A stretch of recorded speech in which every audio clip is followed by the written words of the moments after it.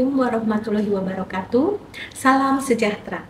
Perkenalkan, saya Lalita Mela Saryanti, SPD MPD dengan nomor NIDN 0023078702. Saya merupakan dosen pada program studi Pendidikan Bahasa Indonesia, jurusan Pendidikan Bahasa, Fakultas Ilmu Budaya, Universitas Jenderal Sudirman.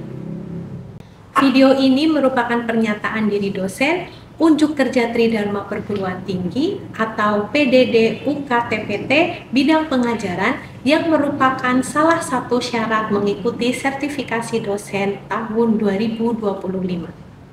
Pada kesempatan kali ini, saya akan menyampaikan terkait mata kuliah yang saya ampu dan juga menayangkan video praktik pembelajaran secara luring. Sebagai dosen di program studi Pendidikan Bahasa Indonesia, saya dipercaya mengampu beberapa mata kuliah baik di semester genap maupun di semester gasap.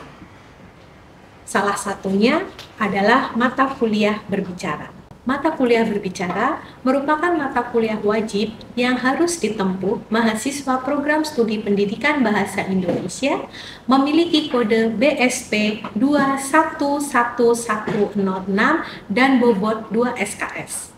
Kemudian, untuk deskripsi dari mata kuliah berbicara, yaitu mata kuliah yang secara garis besar mencakup 4 pokok bahasa. Pertama, hakikat keterampilan dasar berbicara yang meliputi pengertian, tujuan, fungsi berbicara, konsep dasar berbicara, dan jenis-jenis berbicara. Yang kedua, menghubungkan keterampilan berbahasa lainnya dengan keterampilan berbicara. Yang ketiga, faktor yang mempengaruhi efektivitas berbicara, yaitu kecemasan berbicara, bahasa tubuh dalam berbicara, ciri-ciri pembicaraan ideal, dan merencanakan pembicaraan. Yang keempat, pengembangan keterampilan berbicara, yaitu pengajaran berbicara dan praktik berbicara dengan berbagai tema. Tujuan akhir dari mata kuliah berbicara ini adalah mahasiswa mampu mempraktikkan berbicara di depan umum dengan berbagai situasi, tema, dan kondisi. CPL pada mata kuliah berbicara meliputi CPL 1 menunjukkan sikap bertanggung jawab atas pekerjaan di bidang keahlian secara mandiri. CPL 2 menguasai konsep teoritis sistem evaluasi pembelajaran bahasa dan sastra Indonesia.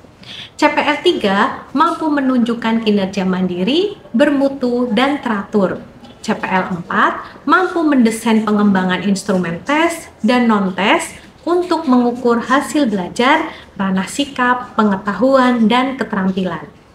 Dari 4 CPL tersebut diturunkan menjadi 4 CPMK, yaitu CPMK 1, mahasiswa memiliki kemampuan memahami pengertian berbicara, peranan berbicara, dan contohnya, serta menjelaskan konsep dasar berbicara dan jenis-jenis keterampilan berbicara.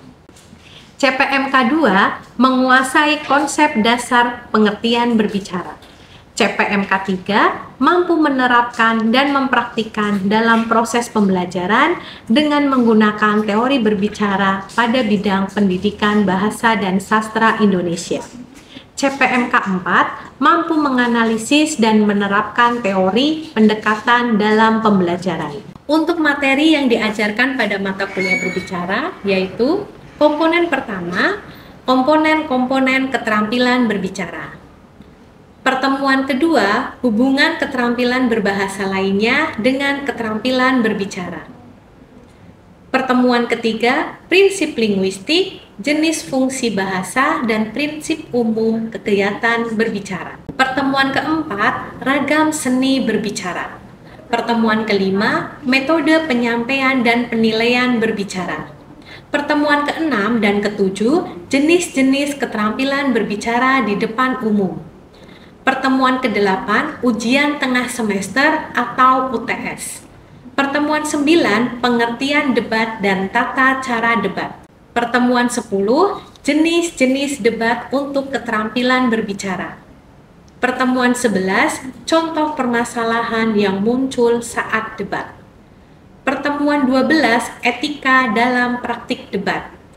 Pertemuan 13, struktur debat. Pertemuan 14 sampai dengan pertemuan 15 mempraktikkan debat. Pertemuan 16 ujian akhir semester. Referensi yang saya gunakan pada mata kuliah berbicara menggunakan beberapa sumber utama. Yang pertama, Vincent Chappell 2004 dengan bukunya Tips Menjadi Pembicara Profesional. Yang kedua, Zulkifli Musaba 2012 dengan bukunya Terampil Berbicara. Ketiga, Tarigan dan kawan-kawan tahun 1998 dengan bukunya Pengembangan Keterampilan Berbicara. Saya juga menggunakan beberapa referensi sumber pendukung lainnya. Yang pertama, Ambar tahun 2017, Teori Komunikasi Massa menurut para ahli dan pengertiannya. Yang kedua, Rifda Arum tahun 2023, Metode Public Speaking, Pengertian, Tujuan, Metode, dan Tips. Yang ketiga, Riyadi Mukhlisin tahun 2020, Keterampilan Berbicara. Saya juga menggunakan beberapa materi yang berasal dari jurnal dan proceeding yang relevan dengan mata kuliah berbicara. Metode yang saya gunakan pada mata kuliah berbicara adalah metode ceramah, project based learning, case study, metode diskusi, dan tanya jawab. Di awal pembelajaran, RPS, kontrak pembelajaran, materi PowerPoint saya unggah di LMS Eldiru. Sebelum pembelajaran dimulai, presensi saya sediakan di LMS Eldiru. Materi yang akan saya bahas pada pertemuan tersebut berupa PowerPoint, video terkait pembelajaran, dan bahan diskusi mengenai topik yang akan dibahas. Saat memaparkan materi atau selesai memaparkan materi, terdapat forum diskusi dan tanya jawab terkait dengan materi yang saya sampaikan. Saya juga menyediakan forum diskusi melalui WhatsApp group untuk melakukan diskusi di luar pembelajaran perkuliahan. Dalam mata kuliah berbicara, untuk penilaian secara objektif mengukur kemampuan masing-masing mahasiswa dengan komponen aktivitas partisipatif sebanyak 10%, hasil proyek sebanyak 50%, kuis sebanyak 10%, ujian tengah semester sebanyak 15%, dan ujian akhir semester sebanyak 15%. Rubrik dan indikator penilaian juga saya gunakan sesuai dengan standar yang digunakan oleh Universitas Jenderal Sudirman. Berikutnya, saya akan menayangkan pembelajaran secara luring. Selamat menyaksikan. Wabarakatuh. Waalaikumsalam warahmatullahi wabarakatuh. Selamat siang teman-teman. Siang. Baik, kita bertemu kembali pada mata kuliah berbicara. Sebelum kita memulai pembelajaran mata kuliah berbicara, kita berdoa menurut agama dan kepercayaan masing-masing. Berdoa mulai. Berdoa tidak pernah selesai. Terima kasih teman-teman yang selalu semangat mengikuti mata kuliah berbicara. Sebelumnya, pertemuan pertama kita sudah membahas apa teman-teman? Pengertian berbicara. Oke, sudah lupa ya? Jangan lupa silahkan presensi di Eldiru masing-masing. Silahkan dilihat Eldirunya. Presensi di Eldiru masing-masing ya. Nah, di Eldiru tersebut saya juga sudah download pertemuan yang kedua. Untuk materi, silahkan kalian download pertemuan materinya yang kedua. Tersebut saya sudah mencantumkan soal untuk membangkitkan motivasi kalian pada pertemuan hari ini. Sudah dilihat? Nah, coba soal yang pertama. Coba kilas balik materi yang kemarin. Apa yang dimaksud pengertian berbicara? Coba, siapa yang bisa? Ya, silakan Mbak. Baik, Ibu izin menjawab. Keterampilan berbicara adalah kemampuan untuk menyampaikan pikiran, ide, perasaan, dan juga informasi secara lisan kepada orang lain. Dan keterampilan ini melibatkan pengucapan bunyi-bunyi bahasa secara jelas dan teratur, serta kemampuan untuk menyusun kalimat dan wacana yang efektif agar pesan dapat diterima dengan baik oleh para pendengar. Terima kasih. Oke, terima kasih. Tepuk tangan teman-teman. Baik, soal nomor 2 di LMS Eldiru masih ya teman-teman. Keterampilan berbahasa itu ada berapa dan sebutkan. Ada yang tahu tidak? Kemarin sudah saya jelaskan. Oh ya, silakan Mbak.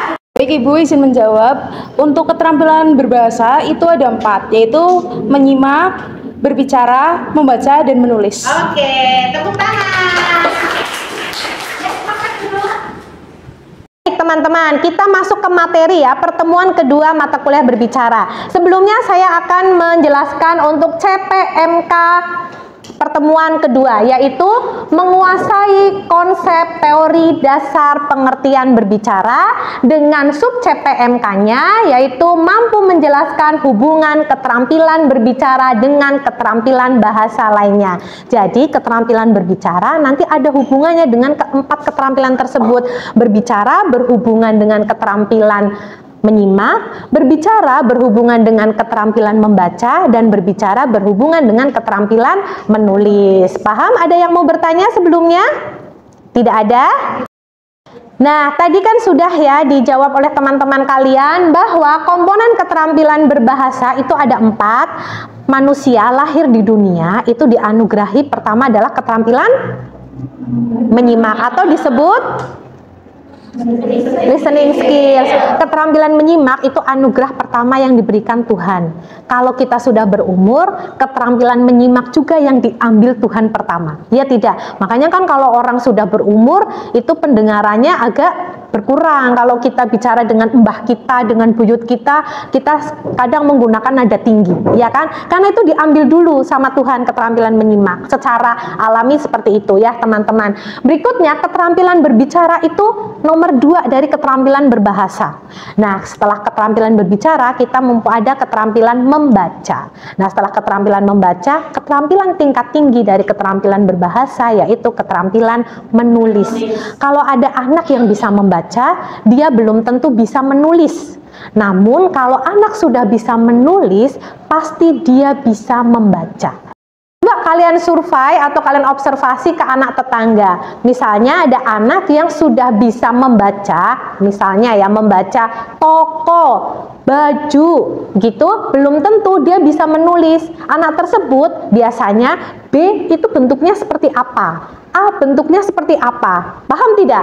Banyak anak yang seperti itu kasusnya. Namun kalau anak yang sudah bisa menulis baju B seperti ini, A seperti ini, C seperti ini, pasti dia sudah bisa membaca. Begitu ya teman-teman ya. Kita akan membahas tentang hubungan keterampilan berbicara dengan keterampilan berbahasa. Di sini tentu saja indera dari bagian tubuh kita itu sangat membantu dan sangat mendukung keterampilan berbahasa ya teman-teman. Menyimak membutuhkan indera apa? Pendengaran, telinga, dari bagian tubuh telinga. Kemudian berbicara mulut. Kalau misalnya dari dalam berarti ada pita suara dan itu sangat mempengaruhi teman-teman. Kemudian yang ketiga adalah membaca, indera apa? Penglihatan menggunakan mata. Kemudian yang keempat adalah menulis menggunakan tangan. Baik, kita lihat di sini teman-teman. Kalau secara lisan, menyimak berbicara membutuhkan lisan, ya tidak? Kita menyimak sesuatu itu dari suara. Suara bersumber dari lisan. Paham ya? Nah, kemudian berbicara juga dari lisan. Nah, kalau dibandingkan ini membaca itu berasal dari tulisan. Kalau menulis itu juga berasal dari tulis. Jadi kalau menyimak berbicara disebut dengan komunikasi lisan. Kalau membaca dan menulis disebut komunikasi tulis. Sampai di sini paham? Paham ya? Jadi secara normal manusia itu ada 4 kebahasaan di situ dan semua 4 kebahasaan didukung oleh anggota badan atau indera yang lengkap seperti itu ya teman-teman ya. Dan berikutnya teman-teman materi komponen keterampilan berbahasa. Kita lihat di sini berbagai macam keterampilan, ada menyimak, berbicara, membaca dan menulis. Dilihat komponennya, fonologi. Apa yang disebut fonologi? Iya, apa yang disebut fonologi, Mbak? Ibu izin menjawab. Jadi fonologi itu salah satu cabang linguistik yang mempelajari bunyi-bunyi bahasa, bagaimana bunyi itu dihasilkan dan bagaimana bunyi tersebut digunakan untuk membedakan makna dalam bahasa. Kita kita lihat ya teman-teman, fonologi di sini keterampilan menyimak membutuhkan fonologi yang benar, ya kan? Kemudian berbicara juga membutuhkan fonologi yang tepat dan benar. Kemudian komponen kedua, ortografi. Apa yang disebut ortografi? Ya, silahkan Mbak. Yang dimaksud dengan ortografi yaitu sistem ejaan atau tata cara menulis suatu bahasa yang mencakup aturan tentang bagaimana huruf, tanda baca, ataupun simbol lain yang digunakan untuk mempresentasikan bahasa lisan ke dalam bentuk tulisan. Oke, terima kasih, tepuk tangan. Pada keterampilan membaca dan menulis. Kemudian ada komponen struktur. Nah, struktur, apa yang disebut komponen struktur nih? Masing-masing keterampilan baik menyimak, berbicara, membaca, dan menulis membutuhkan. Apa yang dimaksud struktur? Ada yang tahu? Ya, silakan Mbak Aurel. Berdiri. Baik, izin menjawab Ibu. Untuk komponen struktur adalah susunan atau pengaturan unsur-unsur yang saling berkaitan dalam suatu objek, sistem, atau benda. Struktur dapat berupa susunan fisik seperti bangunan atau organisme, maupun konsep abstrak seperti struktur kalimat atau organisasi. Oke, terima kasih, tepuk tangan. Komponen struktur ini karena membutuhkan kelengkapan dari masing-masing keterampilan, maka harus memenuhi semua. Keterampilan tersebut harus memenuhi komponen struktur. Nah, berikutnya adalah kosakata. Kosakata, kecepatan, kelancaran umum, juga masing-masing keterampilan berbahasa harus mencakup semua. Paham ya teman-teman sampai di sini? Berikutnya mengenai berbicara sebagai suatu keterampilan berbahasa. Tadi sudah dibahas bahwa pemerolehan keterampilan bahasa yang pertama adalah menyimak. Kemampuan berbicara anak di sini berkembang sesuai dengan kemampuan anak tersebut menyimak. Maka bisa dilihat bahwa jika keterampilan anak dalam menyimak itu mengalami gangguan, maka keterampilan berbicara pun akan mengalami gangguan. Paham ya teman-teman ya? Nah, kemudian kemampuan berbicara erat hubungannya dengan perkembangan kosakata. Dari mana perkembangan kosakata itu meningkat? Yaitu dari kemampuan menyimak. Paham ya? Semakin banyak anak tersebut menyimak, maka kosakatanya akan semakin berkembang. Nah, setelah kosakatanya semakin berkembang, kemampuan bicaranya juga semakin berkembang. Gitu. Nah, kemudian kegiatan menyimak dan membaca itu dua keterampilan tersebut sangat mendukung keterampilan berbicara. Jadi supaya kalian bisa berbicara di depan umum dengan baik ini setelah dewasa, menjadi pembicara profesional, maka kalian harus banyak menyimak dan banyak-banyak membaca. Contoh sepele adalah jika di perkuliahan kalian mendengarkan, kalian menyimak materi dengan baik, jika ditanya kalian akan bisa menjawab. Menjawab itu kan berbicara. Nah, kalian akan bisa menjawab pertanyaan dengan baik dan benar. Sampai di sini paham? Paham. Oke, teman-teman. Materi berikutnya adalah hubungan berbicara dengan keterampilan menulis. Tadi keterampilan berbicara ada hubungannya dengan menyimak dan membaca. Sekarang keterampilan berbicara berhubungan dengan keterampilan menulis. Kedua keterampilan ini adalah sama-sama bersifat produktif dan ekspresif, mengekspresifkan sesuatu dengan berbicara dan mengekspresikan sesuatu dengan menulis. Ya tidak, misalnya ada istilah orang sastra itu mulut dibungkam, pena berbicara. Kalau dua-duanya dibungkam bagaimana? Nah, ada banyak cara. Ya kan? Jadi yang namanya keterampilan berbicara dan keterampilan menulis itu adalah kegiatan yang ekspresif dan produktif. Berikutnya di sini penyampaian informasi melalui berbicara disebut bahasa lisan. Tadi sudah dijelaskan ya. Kemudian kemampuan informasi dalam bahasa tulis itu disebut komunikasi secara tulis. Nah, baik informasi dalam berbicara dan menulis ini, semua kegiatan itu akan berlangsung dengan baik jika didukung dengan keterampilan menyimak dan keterampilan membaca. Nah, kemudian baik kegiatan berbicara dan menulis, kebahasaan yang benar itu akan mendukung dua keterampilan tersebut. Dan teman-teman, kalau dilihat keterampilan berbicara itu kan keterampilan lisan ya, itu bisa didukung dengan anggota badan, misalnya tangan, terus telunjuk, kemudian ekspresi, misalnya cuman geleng-geleng, misalnya Hani mau makan telur apa tidak, kemudian Hani menjawab cuman geleng-geleng, itu kita sudah tahu maksudnya, ya kan? Tapi kalau bahasa tulis didukung dengan apa coba? Ayo, didukung dengan tanda baca. Jangan sampai kalau misalnya ada kalimat kucing makan tikus mati tanpa ada titik komanya, yang mati itu kucingnya atau tikusnya. Paham ya teman-teman ya? Yang menyelamatkan kalian dari bahasa supaya tidak ambiguitas kalau secara tulis yaitu tanda baca. Paham sampai di sini? Oke. Nah, materi berikutnya teman-teman tentang perbedaan ekspresi lisan dan ekspresi tulis. Bisa lihat di sini ya, ekspresi dari ragam bahasa lisan. Yang pertama, kalau kita secara berbicara, kita membutuhkan orang lain. Iya tidak? Jangan sampai kita berbicara sendiri ya. Nah, kemudian yang kedua itu tergantung situasi, kondisi, ruang dan waktu. Kenapa bisa begitu? Misalnya kalian berbicara dengan teman di kelas, dengan teman di kantin itu berbeda, ya tidak? Misalnya gue mau makan es teh nih guys, begitu. Tapi kalau sedang perkuliahan kan tidak boleh. Nah, itu komunikasinya tergantung kondisi, ruang, dan waktu. Kemudian yang ketiga, tidak harus memperhatikan unsur gramatikal. Ya contohnya, Mas, tolong ini, kayak gitu. Ini apa, Bu? Ini. Oh, tutup pintu, misalnya sambil menunjuk pintu. Itu boleh. Tapi kalau menggunakan ragam bahasa tulis, tidak bisa didukung dengan ekspresi. Kecuali kalau chat WhatsApp itu ya dengan smile, begitu. Tapi kan kalau di tulisan ilmiah kan tidak boleh menggunakan tanda-tanda yang lain kecuali tanda baca yang ditentukan EYD. Nah, kemudian di sini kalau ragam tulis itu tidak memerlukan orang kedua atau teman bicara secara langsung.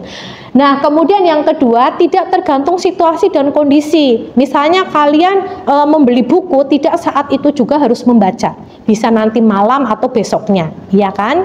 Kemudian yang ketiga harus memperhatikan unsur gramatikal supaya tidak terjadi kalimat ambiguitas. Sekali lagi, kalau bahasa tulis itu tidak bisa didukung dengan ekspresi, dengan nada. Kalau bahasa lisan kan bisa bilang tidak dengan tidak, kayak gitu. Ekspresinya beda, yang marah sama yang tidak marah. Paham ya teman-teman ya? Nah teman-teman, untuk materi pada siang hari ini sudah selesai. Sebelumnya saya ada soal, kita bagi ya untuk kelompok yang dalam ragam bahasa tulis dan dalam komunikasi lisan. Begitu ya teman-teman ya. Yang ini tulis, yang ini lisan. Silahkan kalian membagi kelompok. Ayo.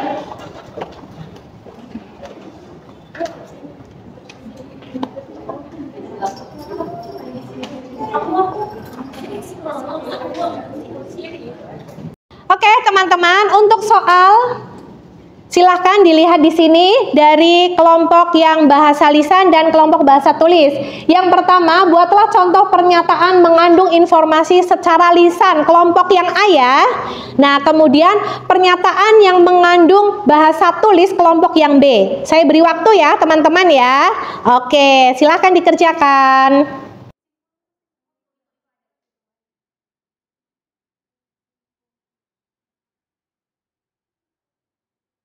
Selesai teman-teman? Sudah. Baik, sekarang kita lihat jawabannya. Untuk kelompok yang bahasa lisan, ada yang sudah selesai? Iya, silahkan Mbak, coba berdiri. Baik, gue izin menyampaikan. Jadi kemarin saya tuh melihat pedagang kaki lima, seorang kakek-kakek di jalan angkasa. Kakek itu sekitar umur 70 tahun. Dengan kondisi badan yang bungkuk, walaupun bungkuk kakek itu masih semangat untuk menawarkan dagangan-dagangnya ke orang lain. Terus saya mengamati kakek tersebut, ternyata banyak orang yang membeli dagangan kakek tersebut karena merasa kasihan, Bu. Oke. Terus di situ pedagang kaki lima itu berjalan sampai lampu merah ke perempatan Dokter Angka dan belok ke arah Jalan Sulaiman. Oke, ya sudah. Terima kasih, tepuk tangan. Baik, terima kasih Mbak Intan.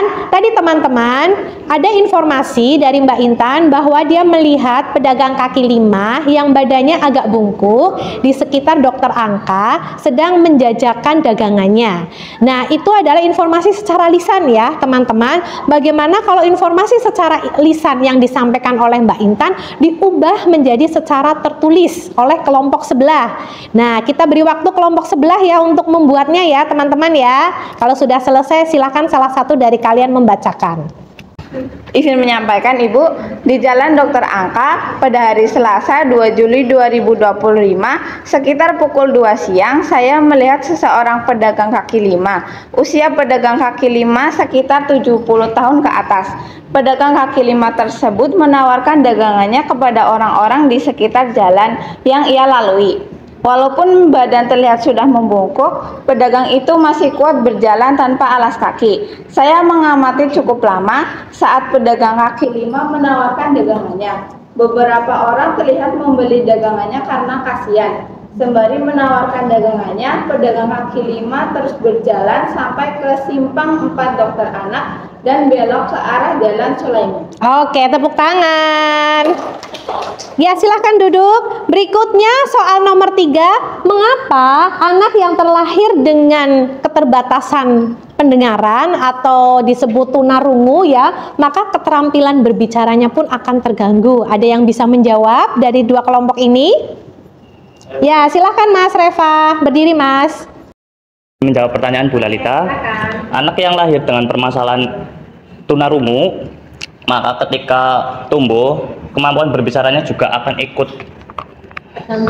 dikarenakan kemampuan anak tersebut untuk memperoleh suatu bunyi-bunyi dari lingkungan sekitar menjadi hambat. Anak tersebut tidak dapat menirukan bunyi-bunyi yang ada di sekitarnya, maka kemampuan berbicara untuk mengeluarkan bunyi-bunyi bahasanya pun menjadi hambat. Terima kasih. Tepuk tangan. Terima kasih Mas Reva. Jadi bisa dijelaskan ya, karena kemampuan menyimak si anak tersebut mengalami hambat, maka dia tidak bisa menirukan bunyi-bunyi di sekitarnya. Soal nomor 4 teman-teman, hal apa saja sih yang harus dilakukan seseorang agar kemampuan berbicaranya meningkat atau kemampuan berbicaranya itu dapat berkembang dengan baik? Coba ada yang bisa? Saya Bu. Oh ya, silahkan Mbak Caca, berdiri. Baik, terima kasih Bu Lalita untuk kesempatannya. Pertanyaan soal nomor 4 ya, ini hal apa saja yang harus kita lakukan, yang dilakukan seseorang agar kemampuan berbicaranya dapat berkembang dengan baik? Jawaban dari saya yakni yang dilakukan seseorang agar kemampuan berbicaranya dapat berkembang dengan pesat adalah selain rajin berlatih, kita juga harus meningkatkan kosakata kita. Sedangkan kosakata kita harus ditingkatkan dengan cara kita harus rajin menyimak dan rajin membaca. Begitu. Terima kasih Bu Lalita. Tepuk tangan. Baik teman-teman, terima kasih untuk semangatnya dan perhatiannya pada pembelajaran mata kuliah berbicara siang hari ini. Nah, sebelum saya akhiri, ada yang dapat menyimpulkan materi hari ini? Saya Bu. Oke, silakan Mbak. Baik Ibu, izin menyampaikan kesimpulan dalam pembelajaran hari ini adalah yang pertama, keterampilan berbicara erat kaitannya dengan kemampuan anak dalam menyimak. Yang kedua, dalam meningkatkan kemampuan berbicara, kita harus meningkatkan kegiatan menyimak dan membaca. Yang ketiga, hubungan keterampilan berbicara dengan menulis adalah penyampaikan informasi secara lisan dan secara tulis. Yang terakhir, informasi yang diperoleh dengan berbicara disebut komunikasi lisan, sedangkan informasi yang diperoleh dari membaca disebut komunikasi. Terima kasih. Oke, tepuk tangan. Sudah paham semuanya ya? Baik teman-teman, alhamdulillah materi pada siang hari ini sudah selesai. Untuk materi yang pertemuan ketiga, saya akan upload di Eldiru seminggu kemudian. Begitu ya. Kemudian kalian juga bisa akan mendownload materi dan jangan lupa presensi. Terima kasih teman-teman atas perhatiannya. Saya akhiri. Wassalamualaikum warahmatullahi wabarakatuh. Waalaikumsalam warahmatullahi wabarakatuh. Demikian penyajian paparan video PDD UKTPT pengajaran saya. Terima kasih atas perhatian Bapak Ibu. Saya akhiri. Wassalamualaikum warahmatullahi wabarakatuh.